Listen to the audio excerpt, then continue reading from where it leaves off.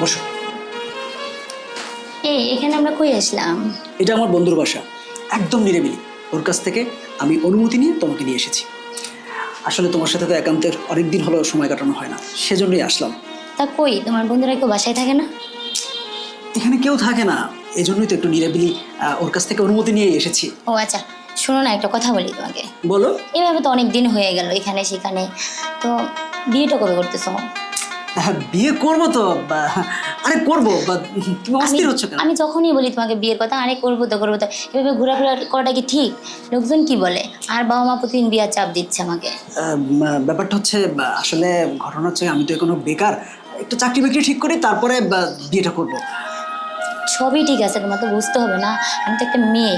আর বাবা মা গ্রামের মানুষজন খারাপ বলে, তো এইভাবে ঘোরাফেরাটা তো সমাজের চোখে ঠিক না। এখন তো কেউ দেখেনি, তাহলে তুমি ভয় পাচ্ছ কেন? আর আমি তো তোমাকে কথা দিলাম, বিয়ে তো করব। আচ্ছা যাই হোক, খুব শীঘ্রই একটু তুমি দেখো আমাদের বিয়ে শাদীর ব্যাপারটা। আচ্ছা তুমি কি বিশ্বাস করো না আমি তোমাকে ভালোবাসি? আমি বিশ্বাস করি বলেই তো তোমার কাছে আমি আসি। তাহলে সেই বিশ্বাসটা অবশ্যই মনের মধ্যে পুষে রাখবে। আমি তোমাকে কথা দিচ্ছি, বিয়ে খুব তাড়াতাড়ি তোমাকে আমি বিয়ে করব। আর আমি যখন বিয়ে করব ধুমধাম করে তোমাকে বউ করে ঘরে তুলব, সেটুকু সময় একটু অপেক্ষা করো। এত তাড়া কিসের?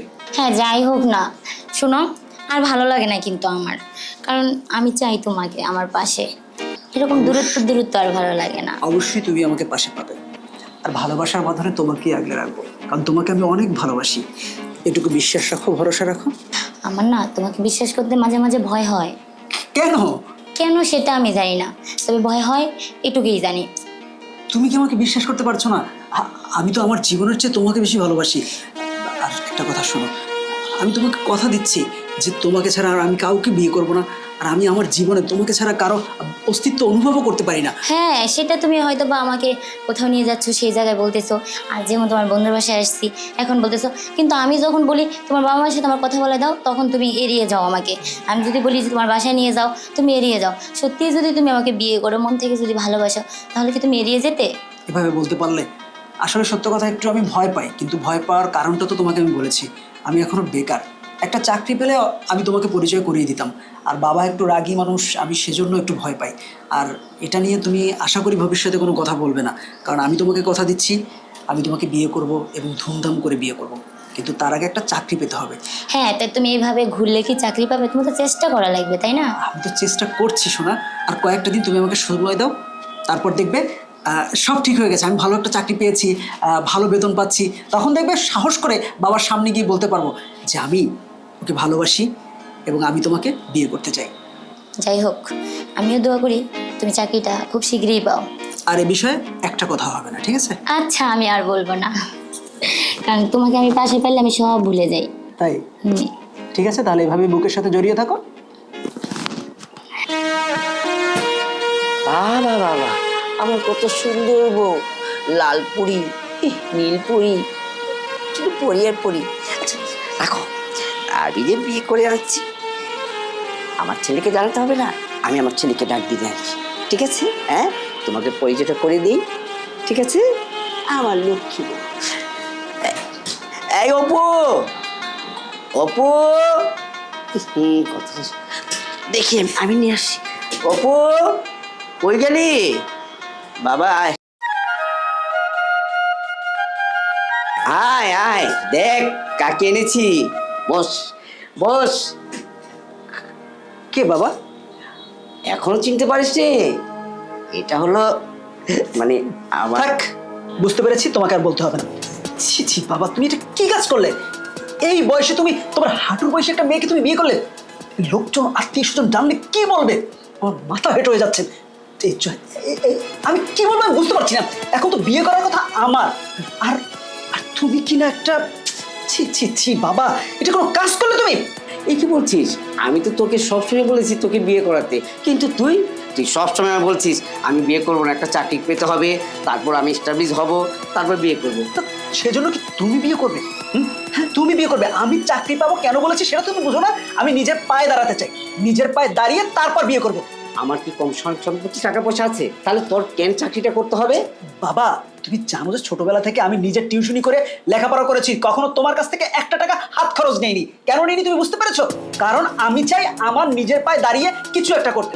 তোমার সম্পত্তি আছে ঠিক আছে, কিন্তু সেটা বাবার সম্পত্তি বসে বসে খেলে সেটা শেষ হয়ে যেতে পারে। কিন্তু আমার নিজের কি আছে, সেটা তো তোমার সম্পত্তি তোমার, কিন্তু আমার কি আছে?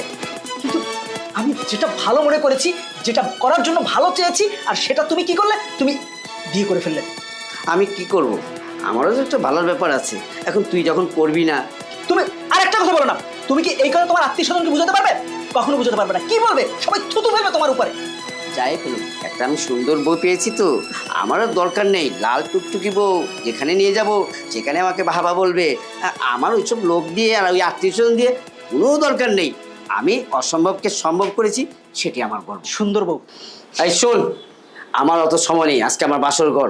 তাড়াতাড়ি তোর মাকে দেখে বের হ, আমি বাসর ঘর করবো।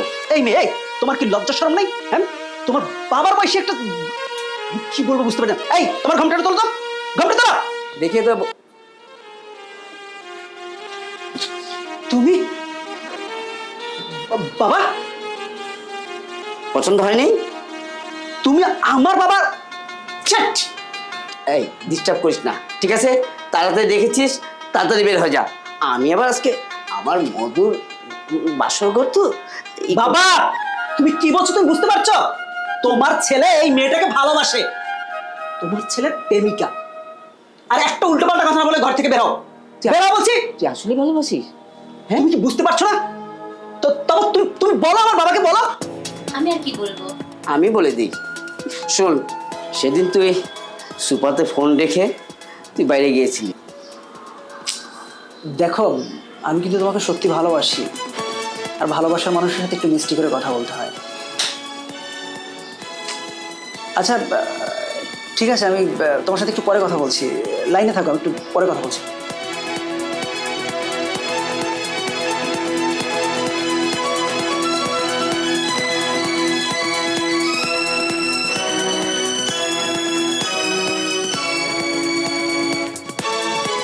হ্যাঁ তোমা,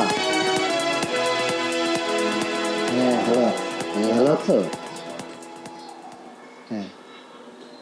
হ্যাঁ, আমি তো চাই আমার ছেলের জন্য।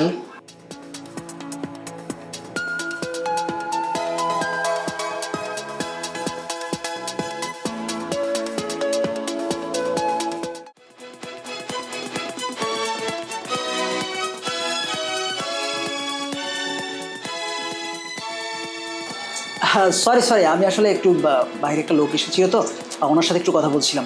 আচ্ছা ঠিক আছে, তাহলে এখন রাখো, পরে কথা বলবো। আর সেই সময় আমি ঘরে ঢুকলাম, ঢুকে দেখলাম তোর ফোনেতে তমা নামে একটা ফোন করেছে।